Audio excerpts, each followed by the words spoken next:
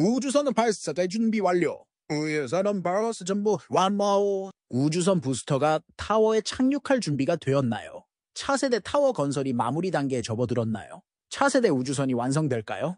블루 오리진 뉴글랜이 발사될까요? 작은 우주 스타트업 시에라가 거대 기업인 유나이티드 론치 얼라이언스를 인수하려고 시도하고 있습니다. 우주선 발사대 테스트 및 캐치 메커니즘. 스페이스X가 우주 비행의 미래를 개발하고 있는 사우스 텍사스 스타베이스. 놀랍기 그지없는 스타쉽. 특히 우주광인 우리에게는 더욱 놀랍습니다. 어떻게 이런 일이 가능할까요? 세계에서 유일하게 활동 중인 스타쉽 발사대인 스타쉽 발사대 A부터 시작하겠습니다. 스페이스X는 다음 비행에서 우주에서 떨어지는 마천루 크기의 로켓 부스터를 잡으려고 합니다. 이를 성공시키기 위해서는 엄청난 테스트가 필요합니다. 스페이스X는 필요한 일을 할 의지가 있지만 제 시간에 맞춰서 할 수 있을까? 이번 주는 에이패드에서 미친 테스트가 가득했습니다. 간단히 살펴보도록 하죠. 부스터 14점은 최근 더 많은 캐치 테스트를 위해 발사장으로 돌아갔습니다. 캐치 테스트? 스페이스X는 5비행에서 첫 캐치 테스트가 순조롭게 진행되고 220톤 로켓이 패드에 부딪히는 것을 보지 않기를 원합니다. 이에 사용되는 탱크는 이번 라운드에서 아직 테스트를 보지 않았으며 스타쉽을 잡는 데 사용되는 젓가락은 탱크 위에서만 테스트했습니다. 젓가락이 차량 주위를 감싸고 착륙 레일이 확장된 다음 젓가락이 위로 올라가 차량의 캐치필에 팔을 부딪히며 엄청난 압력을 가합니다. 젓가락 팔에는 작은 완충 레일이 장착되어 있으며 위로 확장할 수 있습니다. 착륙 시 작은 캐치필에 부딪히면서 천천히 내려가 차량의 속도를 늦추는 것이 계획입니다. 부스터가 착륙할 때 사용하는 거대한 베개라고 생각하면 됩니다. 부스터의 무게가 완전히 비었을 때 약 220톤이기 때문에 이 부분이 중요합니다. 빠른 속도로 접근하면 그 작은 캐치핀이 모든 관성을 감당하기 어려울 것입니다. 그 아래에 완충 레일 형태의 베개를 놓으면 더 쉬울 것입니다. 레일에는 최근 에피소드에서 이야기한 쿠션 타일도 포함되어 있습니다. 캐치 기동 중에 부스터에 더 많은 댐핑을 추가합니다. 이전에는 이런 일이 없었습니다. 스페이스X는 그들의 캐치 절차와 캐치아미 도전에 적합한지 알고 싶습니다. 완벽하게 이해합니다. 거기 나와서 이해합니다. 그래서 그들은 거기서 멈추지 않았습니다. 곧 젓가락암이 다시 차량 주위에 배치되었습니다. 하지만 이번에는 완전히 열렸습니다. 지난 7월에 이 테스트 탱크가 발사 현장에 처음 왔을 때를 잠시 회상해 보겠습니다. 이 탱크가 1년의 슬랩 테스트를 거쳤던 것을 기억하실 겁니다. 한 팔은 차량에 고정된 상태에서 다른 팔을 펴서 빠르게 탱크를 치는 방식으로 이루어졌습니다. 한 팔로 탱크를 때리는 것, 이것이 바로 무장 슬랩입니다. 그리고 나서 뺨을 때립니다. 이번에는 양팔을 사용했다는 점을 제외하고는 그 절차가 반복되었습니다. 두 팔로 뺨을 때립니다. 매우 폭력적입니다. 네, 맞습니다. 고전적인 헐크 천둥 소리 액션입니다. 두 팔이 차량에 충돌하고 약간의 시각적 진동이 보였습니다. 그러나 5라운드보다 더 눈에 띄지 않았습니다. 타워 비어셈블리 및 스타쉽 인프라 발전. 제가 보기에 이것은 프로파일이 재작업되었다는 좋은 신호입니다. 특히 이제 두 개의 파리 작업에 관여하기 때문에 차량에 훨씬 덜 폭력적입니다. 그 후 차량은 궤도 발사대에서 들어 올려져 바로 그날 고속도로 살을 따라 로켓 가드로 굴러갔습니다. 테스트 탱크 나팔에 눈에 띄는 손상은 없습니다. 앞으로 며칠 동안 팔이 손상되었는지 여부를 알 수 있을 것입니다. 수리 요원들을 간단히 볼 수 있을 것입니다. 스타쉽 비행 중 부스터 14.1, 부스터 10의 성공적인 포획을 위한 기반 마련 5점, 다른 모든 비행에 비해 큰 변화입니다. 고고도 비행 테스트를 본 분들은 스타쉽 테스트 차량이 착륙 지점을 목표로 할 때 과연 성공할지, 실패할지 모른다는 불안감을 기억하실 것입니다. 이번에도 그런 상황이 벌어질 것입니다. 기다릴 수 없어요. 하지만 궤도 사이트 A에서 모든 작업을 진행하지 말자고요. 결국 스타베이스에 타워가 하나 더 있습니다. 거의 완성된 타워요. 지난번에는 어디까지 했죠? 2개의 섹션이 더 남았어요. 스페이스X는 늘 그렇듯이 9섹션의 7점을 쌓느라 우리에게 축하할 시간조차 주지 않았습니다. 지난 영상에서 설명했듯이 9섹션은 상부 플리 시스템과 젓가락 암용 크라운 블록이 들어있어 첫 번째 7점보다 약간 짧습니다. 세그먼트는 더 작지만 내부가 더 많다는 것은 타워 8점과 거의 같은 무게를 의미하는데 스페이스X는 타워 8점과 달리 쌓기 전에 세그먼트의 필수 부품을 장착하기로 선택했기 때문입니다. 섹션 9의 출시가 곧 이어질 것이며 마침내 이 새로운 거인의 완성을 보게 될 것입니다. 즉, 타워 스택의 완성이라는 뜻입니다. 앞서 언급했듯이 타워는 젓가락을 들어 올리는 인양 작업과 다른 중요한 추가 작업을 기다리고 있습니다. 그러나 스페이스X가 외부에 보호용 철판을 추가하기 시작하면서 마침내 타워의 바닥에 살을 붙이고 있는 것 같습니다. 타워 스피드 리어는 계속됩니다. 비교를 위해 나사의 계약 업체들은 두 번째 SLS 이동식 발사대를 만드는데 거의 몇 년이 걸렸습니다. 늘 그렇듯이 엄청난 문제가 발생하여 수리와 수정이 필요했고 결국 계획했던 3억 3천만 달러가 아닌 거의 10억 달러가 들었습니다. 하지만 여기는 스타쉽입니다. 타워의 가장 아래쪽에 있으니 플레이트는 발사 시 엄청난 열로 인해 기지 내부의 필수 부품이 손상되는 것을 방지합니다. 우리는 타워 베이스 반대편에도 이러한 구조물이 건설된 것을 보았습니다. 타워 A와 동일하게 생겼으며 중요한 배관 시스템, 액세스 포인트 베이스, 엘리베이터가 있습니다.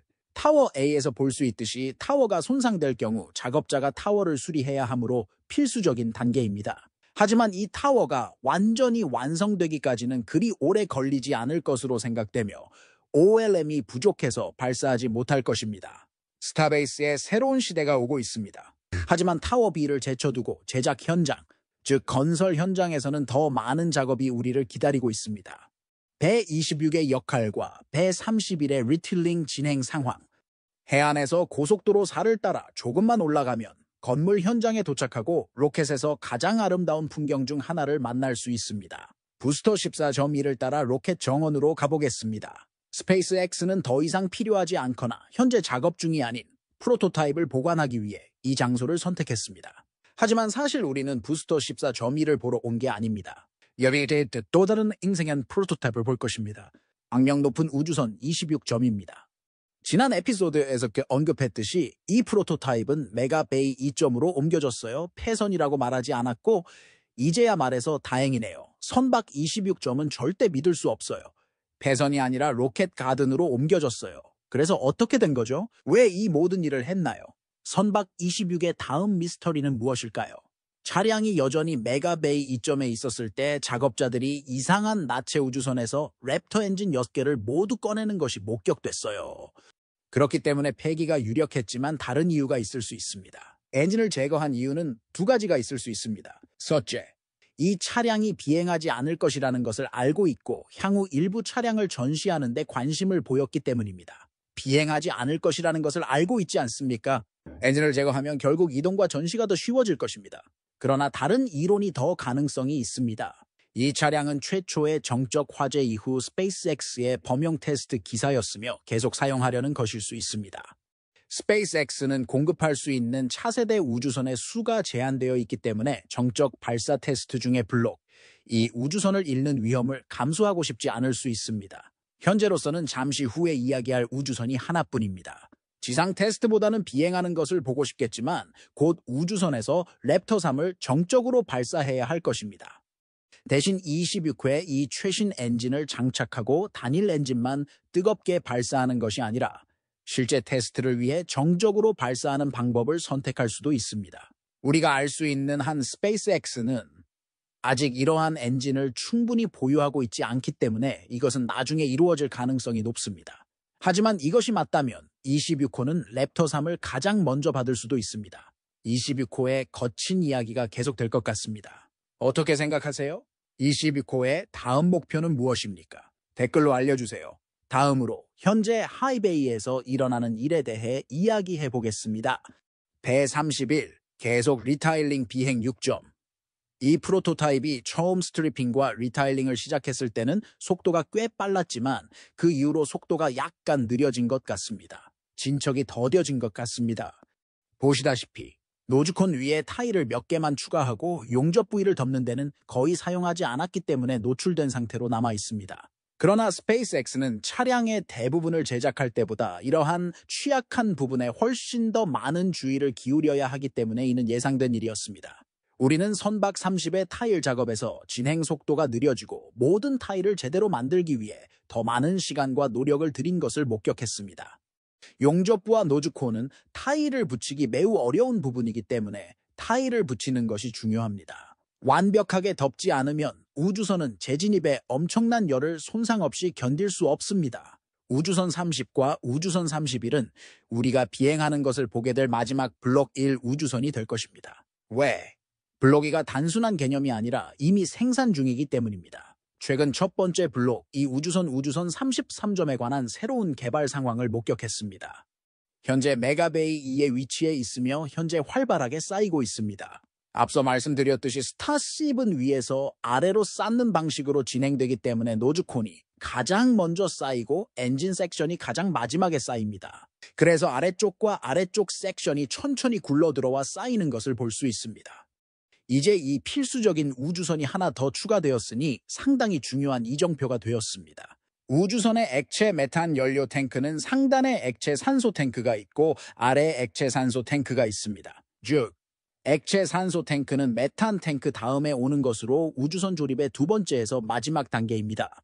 그래서 스페이스X가 탱크의 마지막 부분을 메가베이로 굴려서 쌓는 것을 보았을 때 매우 기뻤던 것입니다.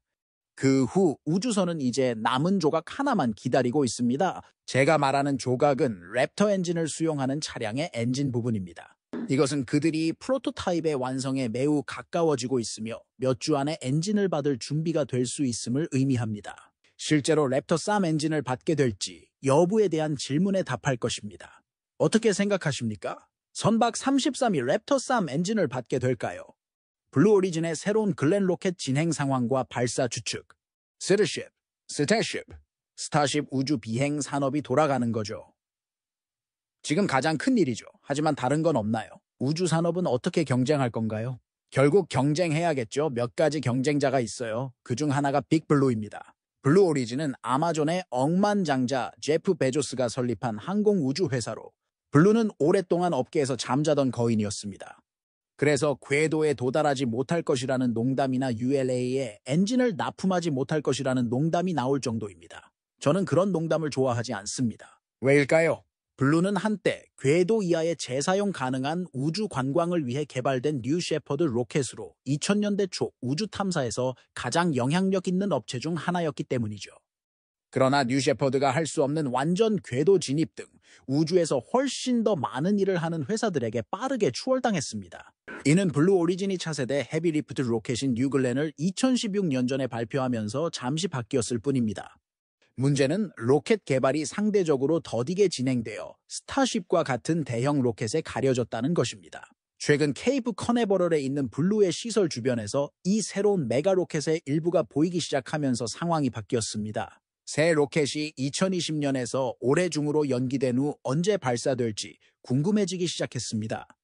물론 이 구간은 공식적인 비행 하드웨어는 아니었지만 지상 및 비행 하드웨어를 테스트하는 중요한 경로 탐색기였습니다. 이 짧은 목격 이후 전체 프로그램에서 활동이 증가했습니다. 이러한 경로 탐색기 차량의 신속한 테스트에서 시뮬레이션 복구 작업에 이르기까지 블루 오리진은 완전히 실행 모드로 전환되었고 이제 우리는 뉴글렌 로켓의 첫 번째 발사를 보는데 그 어느 때보다 가까워진 것 같습니다.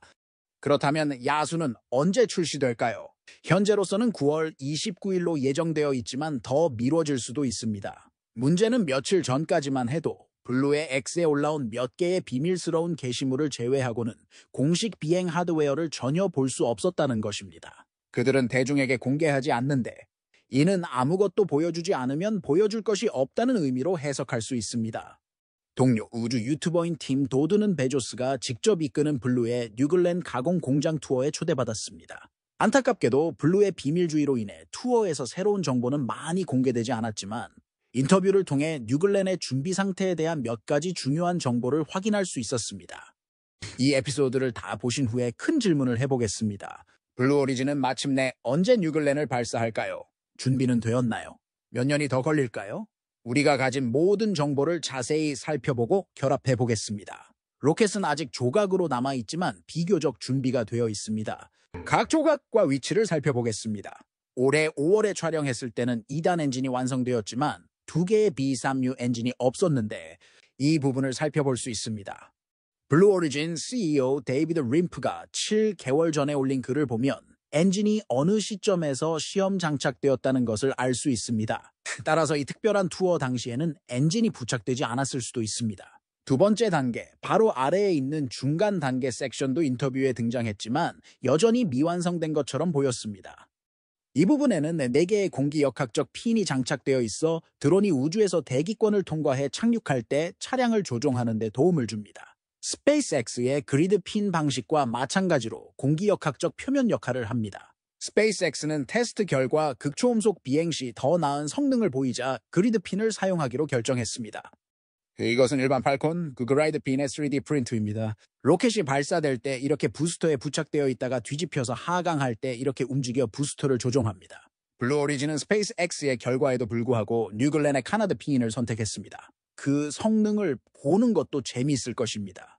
우리는 최근 8월 7일에 게시한 X 게시물에서 반응 제어 추진기를 테스트 중인 테스트 스탠드에서도 보았지만 가장 중요한 두 부분, 부스터의 메인 탱크와 후미 부분이 여전히 누락되어 있습니다.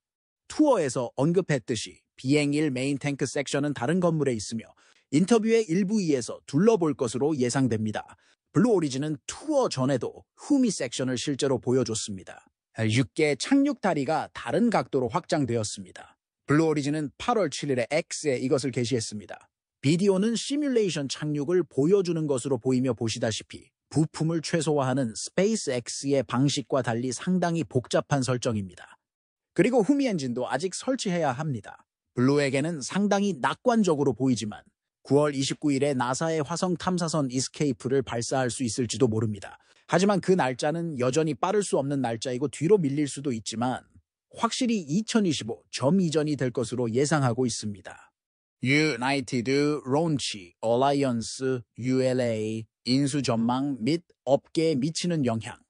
하지만 곧 블루 오리진보다 더 큰 경쟁자가 등장할지도 모른다는 전망이 나오고 있습니다. 미국에서 가장 오래된 로켓 제품군 중 두 가지와 새로운 차세대 메탄 로켓인 벌컨을 개발하는 유나이티드 론치 얼라이언스가 그 주인공입니다. 하지만 보잉과 록히드 마틴은 한동안 ULA 매각을 검토해 왔습니다. 올해 초에 블루 오리진에 매각할 것이라는 소문을 들으셨을 것입니다. 구매자를 찾는 것은 장기적인 과제였으며 아직 계약을 맺을 의향이 있는 사람을 찾지 못했습니다. ULA를 구성하는 두 회사, 록히드 마틴과 보잉은 블루 오리진과 계약을 맺지 못해 회사를 인수할 사람을 계속 찾아야 한다고 주장했습니다. 이로 인해 다른 회사가 그들을 인수하기를 원한다는 새로운 보도가 나왔습니다. 두 명의 내부자는 ULA가 최근 에피소드에서 논의한 드림 체이서 우주 비행기의 배후에 있는 시에라 네바다 코퍼레이션과 현재 협상 중이라고 말했습니다. 이것은 꽤 큰 거래가 될 것입니다. 시에라, 우주가 하루아침에 기하급수적으로 성장할 것입니다. 문제는 가격표입니다. 보잉과 록히드 마틴은 30억 달러를 원하는데 작은 시에라 네바다 회사에게는 무리한 것처럼 보였습니다. 거래가 성사될 경우 수십억 달러 규모의 이 회사를 어떻게 인수할까요? 처음에는 불가능해 보이지만 시에라 스페이스는 이를 달성할 수 있습니다. 첫 번째 방법은 시에라가 거액의 기업 인수 대출을 신청하는 것입니다. 그러면 회사를 전액 인수하고 시간이 지나면서 대출금을 갚을 수 있지만 여기에는 위험이 따릅니다. 시에라는 새 회사에서 대출금을 갚을 수 있는지 확인해야 합니다. 그렇지 못하면 파산할 위험이 있습니다. 또한 자체 자산일 가능성이 높은 담보를 제공해야 하므로 상당한 위험이 따를 수 있습니다. 두 번째 옵션은 다른 회사와 제휴하여 자금을 분할하는 것입니다. 이것이 가능하다는 증거는 없지만 다른 회사가 협상에 참여한다면 시에라는 이 옵션을 고려하고 인수 파트너와 회사를 분할하는 데 동의할 수 있습니다. 마지막 옵션은 시에라가 처리시설과 같은 ULA의 특정 부분만 구매할 계획일 수 있습니다. 이 옵션은 보잉과 록히드 마틴이 회사를 유지하는 데 관심이 없는 것 같으므로 가능성이 약간 낮아 보입니다. 시에라 네바다에게 더 유연한 거래를 제공할 수 있으며 ULA를 다른 사람에게 매각할 수 없다면 이 옵션이 마지막 수단이 될 수 있습니다. 이를 통해 시에라는 특히 자체 프로젝트를 위해 가치가 있다고 판단되는 시설과 인프라만 구매하고 나머지는 남겨둘 수 있습니다. 이것은 모두 순수한 추측이며 과거에 보았듯이 거래가 성사되지 않을 수도 있지만 업계에서 획기적인 일이 될 수 있으므로 계속 주시해야 할 사항임은 분명합니다. 영상을 시청해주셔서 감사합니다. 여러분도 저처럼 이 영상이 흥미롭고 생각을 자극하는 영상이었기를 바랍니다. 좋아요를 눌러주시고 친구들과 공유해주시고 유익하고 재미있었다면 더 많은 런 업데이트를 구독하는 것을 잊지 마세요. 여러분의 성원은 채널을 확장하는 데 큰 도움이 되며 다음에 업로드할 영상에서 여러분과 더 많은 이야기를 나누고 싶습니다. 또한 댓글 섹션에서 여러분의 생각을 공유해 주시면 감사하겠습니다. 오늘 논의되는 주제에 대한 여러분의 의견을 듣고 정말 궁금합니다. 어떻게 지내고 계신가요?